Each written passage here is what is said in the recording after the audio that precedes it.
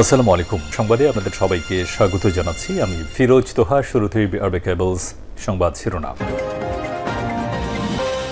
বাংলাদেশের সর্বশেষ গুরুত্বপূর্ণ আপডেট সংবাদে আপনাকে স্বাগত। শুরুতেই সংবাদ শিরোনাম, পরে বিস্তারিত। প্রথমে জানাবো, জুলাই গণঅভ্যুত্থানে রাজপথে লড়াকু নারীরা এবার ছাত্র সংসদ নির্বাচনে। বাংলাদেশের নতুন রাজনৈতিক অভ্যুত্থানে ধারাবাহিকতায় রাজপথে যেমন ছাত্রীরা সম্মুখ সারিতে ছিলেন, তেমনি নেতৃত্ব তৈরির আতুরঘর ডাকসুতেও এবার সরব তাদের পদচারণা। বিপিজিপিএস থেকে শুরু করে বিভিন্ন সম্পাদকীয় পদে লড়ছেন এক ঝাঁক নতুন এবং চেনা মুখ। তারা জানিয়েছে তারা নির্বাচনে জিততে পারলে নারীদের অধিকার নিয়ে কাজ করবে। এরপর জানাবো, দিল্লিতে শেখ হাসিনার জন্য রাজনৈতিক কার্যালয়। দিল্লিতে শেখ হাসিনার জন্য একটি রাজনৈতিক কার্যালয় স্থাপন করা হয়েছে। দলীয় নেতাকর্মীদের সঙ্গে যোগাযোগ এবং আগামীতে বিভিন্ন ধরনের রাজনৈতিক কর্মকাণ্ড পরিচালনার লক্ষ্যকে সামনে রেখে ভারতের ডিপ স্টেট তথা গোয়েন্দা সংস্থার পরিকল্পনা এবং সরাসরি তত্ত্বাবধানে এই রাজনৈতিক কার্যালয় স্থাপন করা হয়েছে বলে দিল্লি এবং কলকাতার কূটনৈতিক সূত্রগুলো আমার দেশকে নিশ্চিত করেছে। এদিকে জুলাই সনদের আইনি ভিত্তি প্রদানে সরকারের কাছে গণভোটের দাবি জানাবে জামাত। জুলাই জাতীয় সনদের আইনি ভিত্তি প্রদানের লক্ষ্যে প্রেসিডেন্সিয়াল বা প্রোক্লেমেশন অথবা গণভোট অনুষ্ঠানের জন্য অন্তর্বর্তীকালীন সরকারের প্রতি জোর দাবি জানাবে বাংলাদেশ জামাত ইসলাম।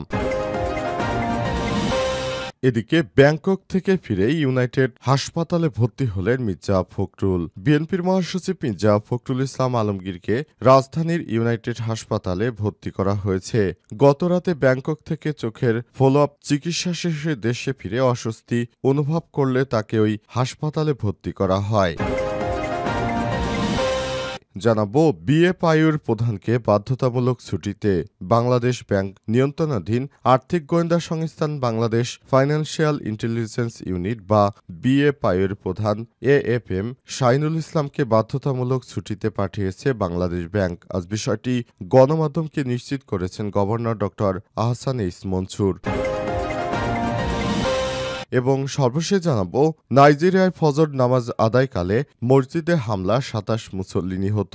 নাইজেরিয়ার ক্যাটসিনা রাজ্যে একটি মসজিদে ফজরের নামাজ আদায়কালে মুসল্লিদের উপর হামলা চালিয়েছে সশস্ত্র দস্যুরা। এতে ২৭ জন মুসল্লি নিহত হয়েছে, আহত হয়েছে আরও অনেকেই। দেশটির স্থানীয় গ্রাম প্রধান এবং হাসপাতালের এক কর্মকর্তার বরাত দিয়ে তথ্য জানিয়েছে আল জাজিরা। প্রিয় দর্শক, এতক্ষণ শুনছিলেন সংবাদ শিরোনাম, এবারে বিস্তারিত।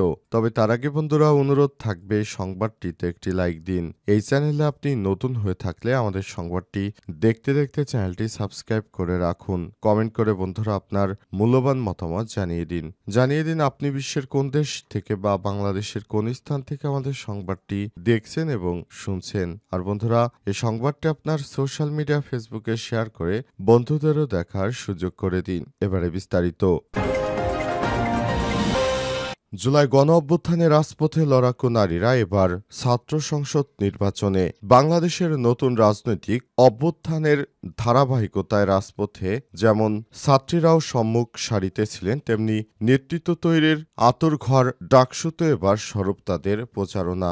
বিপিজিপিএস থেকে শুরু করে বিভিন্ন সম্পাদকীয় পদে লড়াই নামছে এক ঝাঁক নতুন এবং চেনামুখ। সাধারণ শিক্ষার্থী প্যানেল থেকে ভিপি পদে মনোনয়ন তুলেছে বৈষম্যবিরোধী আন্দোলনের সাবেক সমন্বয়ক উমামা ফাতেমা। বাম সংগঠন সমর্থিত প্যানেল থেকে বিপির লড়াই আছেন তাসনিম আফরোজ ইমি। স্বতন্ত্র প্রার্থী হিসেবে গবেষণা এবং প্রকাশ সম্পাদক পদে দাঁড়িয়েছেন সানজিদ আহমেদ তন্মী। বৈষম্যবিরোধী শিক্ষার্থী সংসদ প্যানেল থেকে এজিএস পদে প্রতিদ্বন্দ্বিতা করছেন আশরেফা খাতুন। অন্যদিকে শিবিরের সমর্থিত প্যানেল হয়ে মুক্তিযুদ্ধ এবং গণতান্ত্রিক আন্দোলনের সম্পাদক পদে মনোনয়ন তুলেছেন ফাতিমা তাসনিম জুমা। নারীরা জানিয়েছে নির্বাচনে বিজয় হলে তারা ছাত্রীদের আবাসন, স্যানিটেশন এবং নিরাপত্তা বিষয়ক সমস্যাগুলোতে অগ্রাধিকার দেবেন। ডাকসু সূত্র থেকে জানা গেছে বিকাল পর্যন্ত প্রায় 650 মনোনয়নপত্র জমা পড়েছে। তবে এর মধ্যে নারী প্রার্থীর সংখ্যা তুলনামূলকভাবে কম। এ নিয়ে হতাশা প্রকাশ করেছে ছাত্রীদের অনেকেই। নারী প্রার্থীদের অভিযোগ, উৎসাহের বদলে তাদের নিয়ে চলছে সাইবার বুলিং। তবুও সব ধরনের চ্যালেঞ্জ মোকাবেলা করে নির্বাচনী বৈতরণী পার হওয়ার ব্যাপারে আত্মবিশ্বাসী তারা জানিয়েছে এবারের নির্বাচনে তারা জয়লাভ করলে তারা নারী শিক্ষার্থীদের জন্য সবথেকে গুরুত্বপূর্ণ ভূমিকা পালন করবে। দিল্লিতে শেখ হাসিনার জন্য রাজনৈতিক কার্যালয়। দিল্লিতে শেখ হাসিনার জন্য একটি রাজনৈতিক কার্যালয় স্থাপন করা হয়েছে। দলীয় নেতাকর্মীদের সঙ্গে যোগাযোগ এবং আগামীতে বিভিন্ন ধরনের রাজনৈতিক কর্মকাণ্ড পরিচালনার লক্ষ্যে সামনে রেখে ভারতের ডিপ স্টেট তথা গোয়েন্দা সংস্থার পরিচালনা এবং সরাসরি তত্ত্বাবধানে এই রাজনৈতিক কার্যালয় স্থাপন করা হয়েছে বলে ঢাকা, দিল্লি এবং কলকাতার কূটনৈতিক সূত্রগুলো আমার দেশকে নিশ্চিত করেছে। দিল্লির এই পদক্ষেপকে বাংলাদেশের জন্য এক অশনি সংকেত বলে মন্তব্য করেছেন রাজনৈতিক ও আন্তর্জাতিক বিশ্লেষকরা। তারা বলছেন এটা যুদ্ধ ঘোষণার শামিল। শেখ হাসিনার জন্য রাজনৈতিক কার্যালয় স্থাপন বাংলাদেশের অভ্যন্তরীণ বিষয় এক ভয়াবহ হস্তক্ষেপ। দিল্লির আধিপত্যবাদী এই আগ্রাসন মোকাবেলায় সব রাজনৈতিক দল ও জনগণের ঐক্যের বিকল্প নেই। গত বছর জুলাই বিপ্লবে ক্ষমতাচ্যুত হয়ে পালিয়ে দিল্লিতে আশ্রয় নেওয়া 1 বছর পর শেখ হাসিনার জন্য ভারতের পক্ষ থেকে এই রাজনৈতিক কার্যালয় স্থাপন করা হলো। এই রাজনৈতিক কার্যালয়কে শেখ হাসিনার সচিবালয় হিসেবে উল্লেখ করেছে ভারতীয় নীতি নির্ধারকরা। কূটনৈতিক সূত্রগুলো বলছে কঠোর নিরাপত্তার চাদরে মোড়া দিল্লির যে সুরক্ষিত ভবনে শেখ হাসিনা অবস্থান করছেন সেই ভবনেই তার জন্য সচিবালয় স্থাপন করা হয়েছে। আধুনিক কমিউনিকেশন ফ্যাসিলিটি সহ যাবতীয় সুযোগ সুবিধা রয়েছে এই সচিবালয়ে। শেখ হাসিনার পক্ষ থেকে বিভিন্ন অংশীজনের সঙ্গে প্রয়োজনীয় যোগাযোগ এবং বার্তা আদান প্রদানের জন্য দিল্লির প্রভাবশালী ব্যক্তিত্বরা সেখানে কাজ করছে।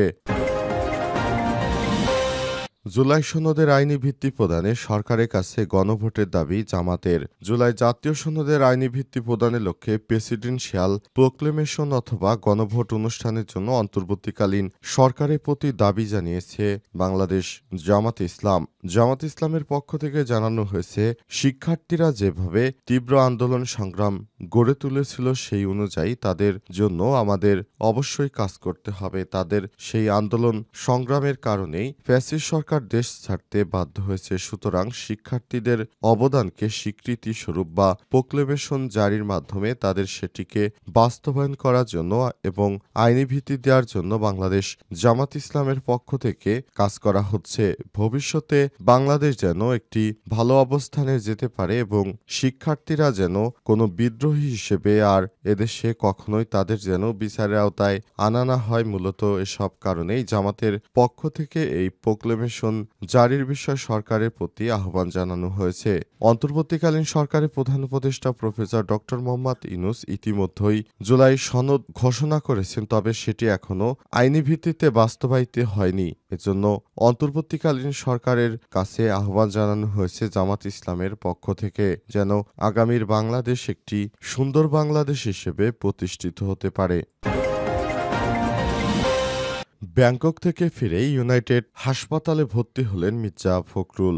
বিএনপির মহাসচিব মির্জা ফখরুল ইসলাম আলমগীরকে রাজধানীর ইউনাইটেড হাসপাতালে ভর্তি করা হয়েছে। গতকাল মঙ্গলবার রাতে ব্যাংকক থেকে চোখের ফলো-আপ চিকিৎসা শেষে দেশে ফিরে অস্বস্তি অনুভব করলে তাকে আবারও হাসপাতালে ভর্তি করা হয়। বিএনপির মিডিয়া সেলের সদস্য সাইরুল কবির খান জানান, বিএনপির মহাসচিব মির্জা ফখরুল ইসলাম মঙ্গলবার সন্ধ্যায় থাইল্যান্ড থেকে ঢাকায় গুলশানে বিএনপির রাজনৈতিক কার্যালয়ে অফিসে বৈঠকে ছিলেন রাত 11:30 পর্যন্ত। এরপর বাসায় গেলে তিনি অস্বস্তি অনুভব করেন। তখনই আবার তাকে হাসপাতালে ভর্তি করা হয়। তিনি জানান, তখন বিএনপির স্থায়ী কমিটির সদস্য অধ্যাপক doctor AZM Zahid Hossain United হাসপাতালে নিয়ে যান ফখরুলকে। রাত 1টায় অধ্যাপক ডক্টর NAM মোমেনুজ্জামানের অধীনে হাসপাতালে ভর্তি করা হয় তাকে। বর্তমানে তিনি চিকিৎসার উদ্দেশ্যে চিকিৎসকের পর্যবেক্ষণে রয়েছেন।